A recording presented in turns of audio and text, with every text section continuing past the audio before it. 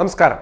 ലോകത്തെ ആശങ്കയിലാഴ്ത്തിയാണ് ഇസ്രായേലും ഇറാനും തമ്മിലുള്ള പോര് തുടരുന്നത്. വാക്കുകൊണ്ടും പ്രവൃത്തി കൊണ്ടും ഇസ്രായേൽ ശക്തമായിട്ടാണ് ഇറാനെ ഇവിടെ നേരിടുന്നത്. ഇറാന്റെ പരമോന്നത നേതാവ് ആയത്തുള്ള അൽ ഖമേനിയെ കൊല്ലുമെന്ന നിലപാടിൽ ഉറച്ചു തന്നെ നിൽക്കുകയാണ് ഇസ്രായേൽ. ഖമേനിയെ വകവരുത്തുന്നതിനോട് അമേരിക്കയ്ക്ക് താല്പര്യമില്ല. ഇക്കാര്യം ഇസ്രായേലിനെ അറിയിക്കുകയും ചെയ്തിട്ടുണ്ട്. അതിനുശേഷവും ഖമേനിയെ വകവരുത്തുമെന്ന നിലപാടിലാണ് ഇസ്രായേൽ പ്രധാനമന്ത്രി ബെഞ്ചമിൻ നെതന്യാഹു. ഖമേനിയെ വധിക്കുന്നത് ഇസ്രായേലും ഇറാനും തമ്മിലുള്ള സംഘർഷം അവസാനിപ്പിക്കുമെന്ന് ഇസ്രായേൽ പ്രധാനമന്ത്രി പറയുകയാണ്. ഇതോടെ പ്രാണഭയത്താൽ ബങ്കറുകളിൽ നിന്ന് ബങ്കറുകളിലേക്ക് മാറി പരമോന്നത നേതാവ് രക്ഷാകവചം ഒരുക്കുന്നുവെന്നാണ് റിപ്പോർട്ടുകൾ. ഖമേനി പൊതുപരിപാടികൾ എല്ലാം റദ്ദ് ചെയ്താണ് നെട്ടോട്ടം ഓടുന്നത്. ഖമേനിയെ വധിക്കാതെ യുദ്ധം അവസാനിപ്പിക്കാൻ വേറെ വഴിയില്ല എന്നാണ് ഇസ്രായേൽ പ്രധാനമന്ത്രിയുടെ നിലപാട്. സൈനിക തലവന്മാരെ കൊന്ന ഇസ്രായേൽ സേനയെ പേടിച്ച ഇറാൻ വലിയ കരുതലുകളാണ് എടുക്കുന്നത്. വൻ പ്രതിസന്ധിയിലാണ് ഇറാൻ എന്ന് സാരം. സമ്പൂർണ്ണ യുദ്ധത്തിലേക്കെന്ന സൂചനകളുമായി ഇസ്രായേൽ ഇറാൻ സംഘർഷം ശക്തമാവുകയാണ്.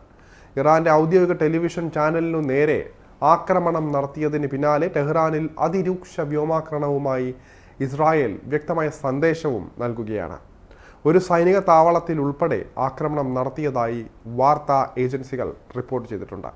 ഇറാന്റെ യുദ്ധവിമാനങ്ങൾ മിസൈൽ ഉപയോഗിച്ച് തകർത്തുവെന്നും പടിഞ്ഞാറൻ ഇറാനിലെ മിസൈൽ സംഭരണ കേന്ദ്രം തകർത്തുവെന്നും ഇസ്രായേൽ അവകാശപ്പെടുകയാണ്. ഇസ്രായേലിന് നേരെ ശക്തമായി തിരിച്ചടിക്കുമെന്ന് ഇറാൻ പ്രഖ്യാപിച്ചിട്ടുണ്ട്.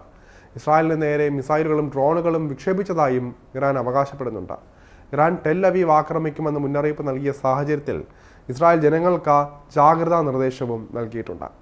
ഇതിനിടെയാണ് ഇറാന്റെ പരമോന്നത നേതാവ് ആയത്തുള്ള ഖമേനിയെ ഇല്ലാതാക്കിയാൽ സംഘർഷം അവസാനിക്കുമെന്ന് ബെഞ്ചമിൻ നെതന്യാഹു പറയുന്നത്.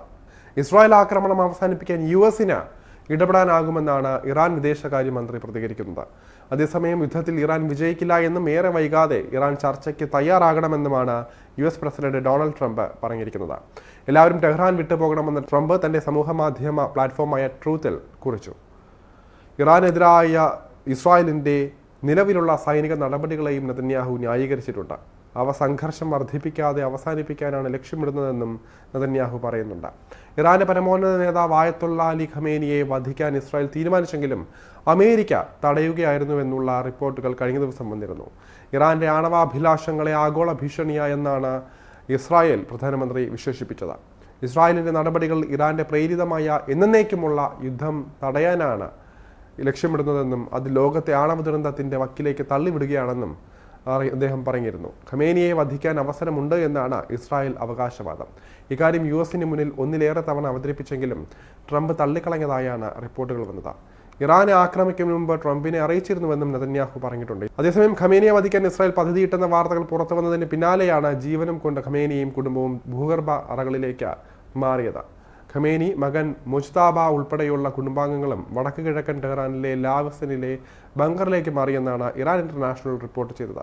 ഖമേനി രാജ്യത്ത് ഒരിടത്തും സുരക്ഷിതനല്ല എന്നുള്ള മുന്നറിയിപ്പാണ് ഇതിന് പിന്നിലെന്നും പറയപ്പെടുന്നത്. ഇസ്രായേൽ ഇറാനെതിരെ ആക്രമണം ആരംഭിച്ച ദിവസം ഖമേനിയെ ഇല്ലാതാക്കാൻ പദ്ധതിയിട്ടിരുന്നതായി റിപ്പോർട്ടുകളുണ്ടായിരുന്നു. എന്തായാലും സ്ഥിതിഗതികൾ ശാന്തമല്ല. ഇസ്രായേൽ ഇത്തരത്തിൽ ഇറാനെതിരെ കടുത്ത നിലപാടുകൾ എടുത്താൽ പിന്നെ ഉണ്ടാകാൻ പോകുന്നത് എന്താകുമെന്ന് പ്രവചിക്കാൻ പോലും പറ്റുകയില്ല.